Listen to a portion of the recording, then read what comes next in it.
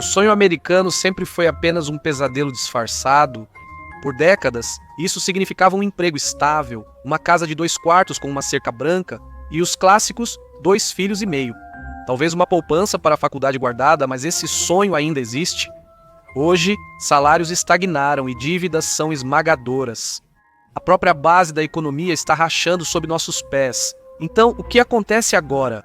No episódio de hoje do The Infographics Show, vamos expor a morte do capitalismo americano.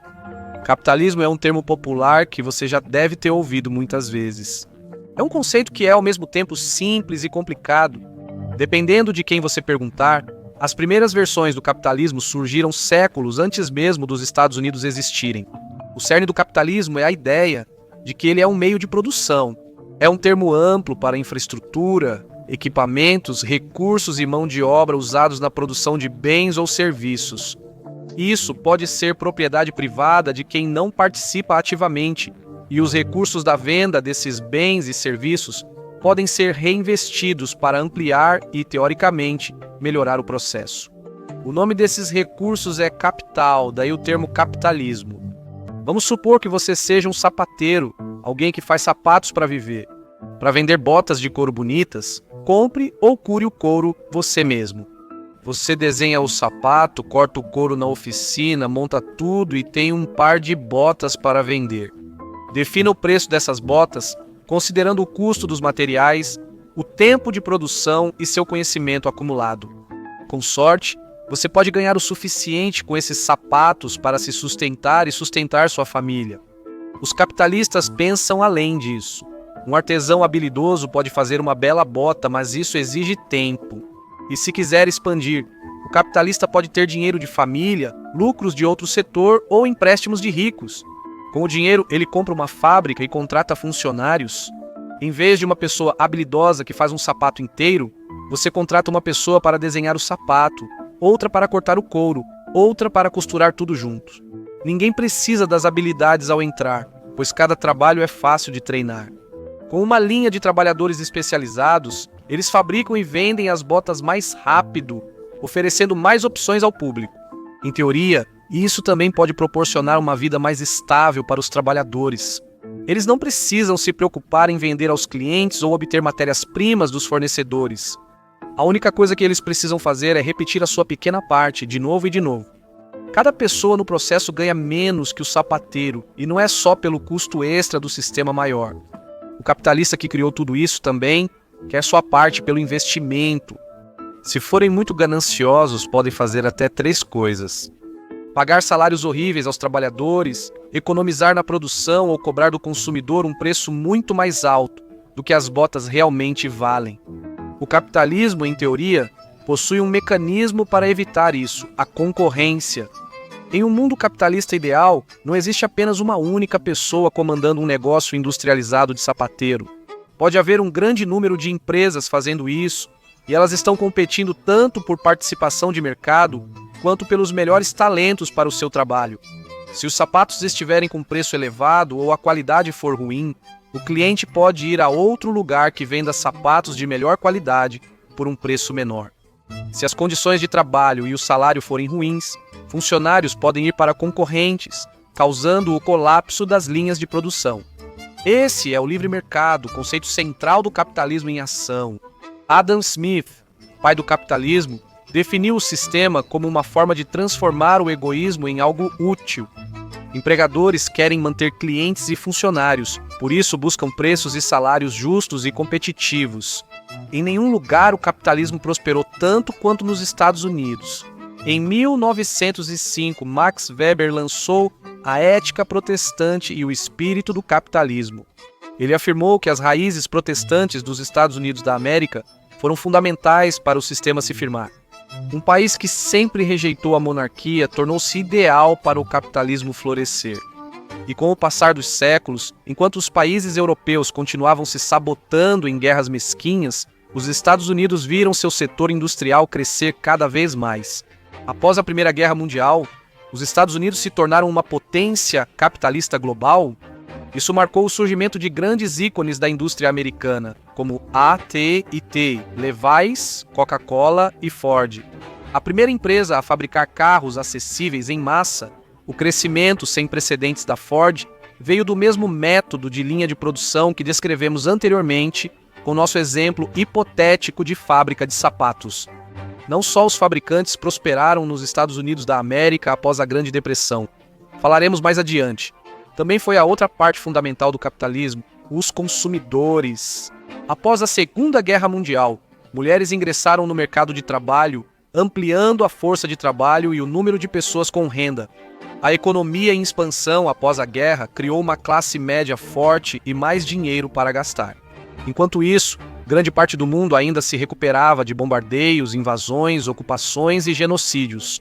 Vender produtos para o povo americano se tornou o negócio mais lucrativo do mundo. Então, muitos fabricantes americanos podiam ficar ricos vendendo seus produtos no mercado interno e evitando tarifas. Por um tempo, parecia que o capitalismo seria o bilhete dourado dos Estados Unidos da América para a supremacia global e melhor qualidade de vida para seu povo. E então tudo começou a desmoronar. A lenta morte do capitalismo americano começou com a globalização do comércio após a Segunda Guerra Mundial. Mercados capitalistas precisam sempre aumentar lucros para se manterem saudáveis. Isso pode ocorrer de 3 formas, como já dissemos: produção mais barata, maior fatia de mercado ou produtos mais caros. Esses métodos podem ser arriscados em um mercado livre, tanto para consumidores quanto trabalhadores. E se você transferisse a fabricação para outro lugar? Com o Acordo Geral sobre Tarifas e Comércio e depois a Organização Mundial do Comércio, o comércio internacional se estabilizou. Empresas americanas notaram que poderiam economizar bastante transferindo fábricas para países em desenvolvimento com economias mais fracas. Elas enviavam os produtos de volta para os Estados Unidos para vendê-los aos consumidores americanos com uma margem considerável, o que significava um lucro bem gordo. Algumas dessas empresas dependem de trabalho análogo à escravidão, impedindo que trabalhadores saiam mesmo com salários ou condições ruins. Déficits comerciais com países que receberam fábricas americanas prejudicaram o aumento salarial dos americanos sem diploma. Entre 1979 e meados de 2010, esse grupo teve salários reduzidos em cerca de 5 a 6%. Isso já é ruim, mas pior ao comparar com o aumento de quase 226% nos preços no mesmo período. Mas isso não aparece no noticiário, onde empresas que terceirizam empregos para o exterior compram anúncios lucrativos. Se parece que isso piorou nos últimos anos, você não está imaginando coisas. A globalização do comércio enfraqueceu a manufatura local e aumentou a vulnerabilidade a crises globais como a pandemia de Covid-19. Isso causou o colapso de muitos fluxos comerciais por meses, cujos efeitos ainda vemos na inflação descontrolada. No entanto, por mais que todo político espere chegar ao poder, prometendo trazer de volta os empregos na indústria como se fosse um tapete mágico, não há como colocar esse gênio de volta na garrafa sem reestruturar completamente a economia dos Estados Unidos. Se o 1% não aceitar grandes cortes na riqueza ou transferir custos aos consumidores, arriscando perdê-los, a manufatura deve seguir no exterior. Nenhuma opção parece atraente. Sem pressão do governo, nada mudará. Os Estados Unidos agora são uma sociedade capitalista pós-industrial. E o que isso significa para você? Bem, basta dar uma olhada no seu contra-cheque. Vimos o salário de todos, exceto dos mais ricos, cair drasticamente em meio a uma crise do custo de vida. Estudo do ZipRecruiter, em 2023, revelou que 48% das 2.000 empresas pesquisadas reduziram salários, principalmente nas funções de menor remuneração. À medida que os preços sobem, as empresas reduzem custos para economizar dinheiro, criando um excesso de oferta de mão de obra que permite aos empregadores oferecer salários mais baixos aos possíveis contratados. A concorrência por ofertas de emprego está tão baixa que não há incentivo para oferecer nada melhor. Todos estamos sentindo isso no bolso diariamente.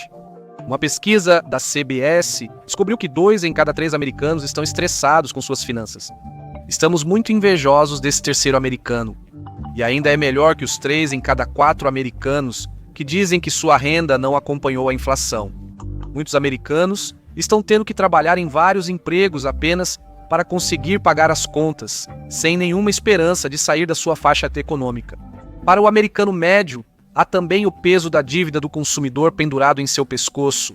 Isso representa uma média de quase 90 mil dólares, resultado de uma combinação esmagadora de dívidas de cartão de crédito, empréstimos para automóveis, hipotecas e empréstimos pessoais, linhas de crédito com garantia de imóvel e empréstimos estudantis. Em teoria, a educação deveria ser o grande igualador, dando aos americanos oportunidades iguais de controlar suas vidas e melhorar suas chances no mercado de trabalho.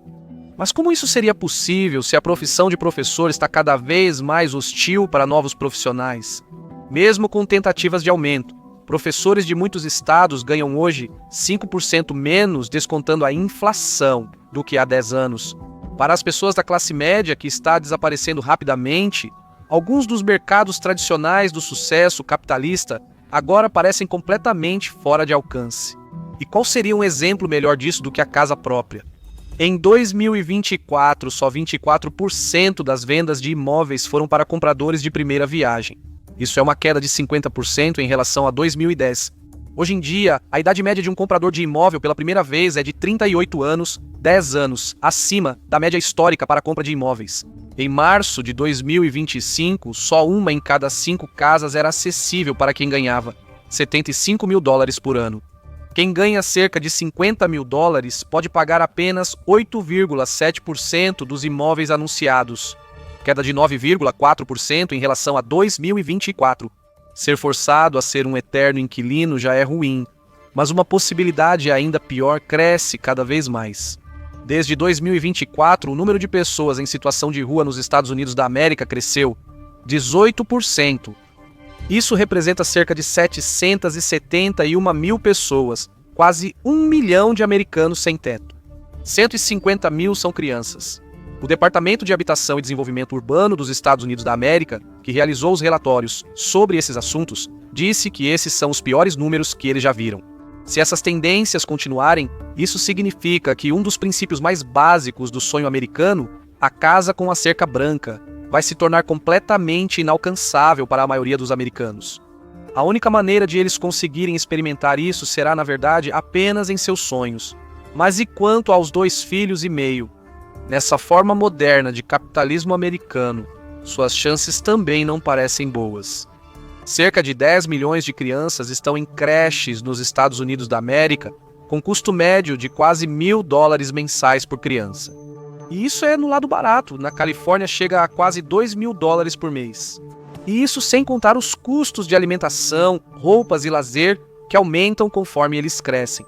E quanto à promessa de que você poderá se aposentar na sua velhice para descansar, relaxar e seguir suas paixões vivendo das suas economias e da aposentadoria.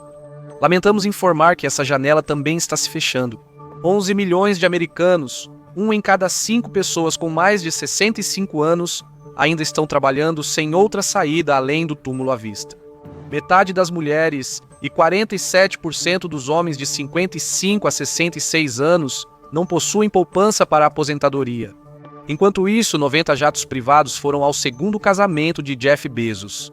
A desigualdade entre quem tem e quem não tem cresce cada vez mais. Segundo o censo de 2025, a renda da família média estagnou desde a pandemia, enquanto as mais ricas tiveram um pequeno aumento. As pessoas comuns estavam sofrendo durante os piores anos do confinamento da pandemia e a classe dos bilionários estava, na verdade, ficando mais rica. A riqueza combinada de todos os bilionários dos Estados Unidos da América aumentou em pouco mais de 2 trilhões de dólares entre 18 de março de 2020 e 15 de outubro de 2021, passando de aproximadamente 2,9 trilhões de dólares para cerca de 5 trilhões de dólares. Os Estados Unidos possuem mais de 700 bilionários liderando mundialmente. Veja as 5 pessoas mais ricas desse período: Bill Gates, Mark Zuckerberg, Larry Page, Elon Musk e o felizmente casado Jeff Bezos. Durante o confinamento, a riqueza deles aumentou 123%. No primeiro trimestre financeiro de 2025, os 50% mais pobres dos trabalhadores dos Estados Unidos da América detinham só 2,5% da riqueza nacional. Já o 1% mais rico agora possui metade das ações e fundos mútuos do país ante 40% em 2002, segundo o Federal Reserve. Quando comemoram a alta da bolsa, sabemos quem lucra de verdade e não somos nós. É importante lembrar que já passamos por isso antes. Os anos 20 não foram exatamente prósperos para todo mundo. Enquanto os Gatsbys aproveitavam a vida, as pessoas comuns tinham mais dificuldade para se manter. Em 1923, a Suprema Corte considerou as leis de salário mínimo inconstitucionais. Então, se os empregadores quisessem pagar uma mixaria para seus trabalhadores, eles podiam. Em 1926, o presidente Coolidge reduziu impostos dos ricos para impulsionar a economia, mas o resultado foi o oposto do esperado. Em 1929, a desregulamentação concentrou fortemente a riqueza.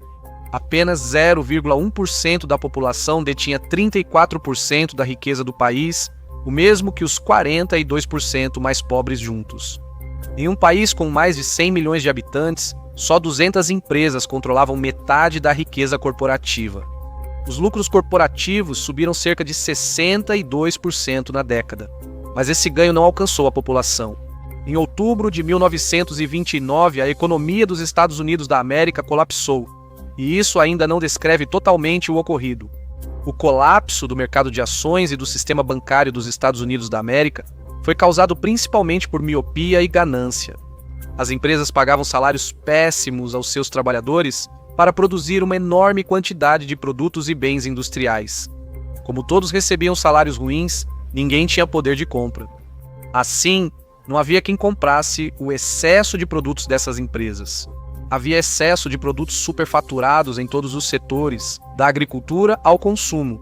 Isso preparou o caminho para a Grande Depressão. O que salvou a América naquela época foi o New Deal, implementado por Franklin D. Roosevelt, sob as filosofias econômicas de Maynard Keynes. Keynes valorizava a circulação do dinheiro, pois uma economia saudável depende desse fluxo constante. Patrões pagam bem os trabalhadores que usam a renda para comprar produtos, fazendo o dinheiro retornar aos patrões. Eles usam o dinheiro para produzir mais e pagar funcionários, enquanto o governo lucra com os impostos desse movimento financeiro. Com boas proteções trabalhistas, esse sistema pode funcionar para todos. Mas isso significa que menos da riqueza coletiva fica concentrada nas mãos dos ultra-ricos, nossos supercapitalistas americanos. Com leis trabalhistas exigindo salários justos, as empresas buscaram alternativas. Bem, duas delas: o lobby corporativo e a economia de bicos. Uber, Airbnb, DoorDash, Fiverr, Upwork, CrowdSpring, Etsy e LegalZoom têm uma coisa em comum. Eles não são empregos, são bicos. Eles atuam em uma área cinzenta legal sem as proteções do emprego tradicional, tornando-se uma forma popular de monetizar a vida e reduzir custos para empresas. Nunca houve tão poucas pessoas legalmente consideradas empregadas. De motoristas de táxi a roteiristas de vídeos educativos online, todos são contratados como autônomos, uma dinâmica bem diferente do emprego tradicional. Em 2023, 64 milhões de americanos, 38% da força de trabalho dos Estados Unidos da América, fizeram trabalhos freelance. Isso são 4 milhões a mais do que em 2022 e só piorou desde então. Como as corporações mantêm brechas que economizam para elas e prejudicam a segurança dos trabalhadores. Duas palavrinhas mágicas: lobby corporativo. Isso ocorre quando corporações e grupos pagam para influenciar palhaços no Congresso. 2024 registrou um recorde histórico nos custos de lobby, especificamente 4,4 bilhões de dólares americanos. É protegido pela primeira emenda e pela Lei de Divulgação de Lobby. Isso garante que, quando o dinheiro é considerado uma forma de expressão protegida, aqueles que têm mais dinheiro sempre terão as vozes mais altas. Mantêm brechas fiscais abertas e garantem que seus fracassos sejam salvos com dinheiro público. Se tudo falhar, uma empresa pode recomprar legalmente suas ações para aumentar artificialmente o valor, criando escassez falsa. A concorrência deveria mantê-los honestos, mas tentam destruí-la e, pior, estão conseguindo. Empresas acham que podem agir mal ao esmagar concorrentes, seja com preços predatórios ou por métodos comuns de monopólio, como fusões e aquisições. Grandes empresas compram ou se fundem com menores e acabam dominando o mercado. Com dinheiro para lobby, dá para manter a Comissão Federal de Comércio afastada por muito tempo, não acredita? Aqui estão algumas empresas que você talvez conheça e que já tiveram reclamações antitrust contra elas: Google, Amazon, Apple, Visa e Live Nation Ticketmaster.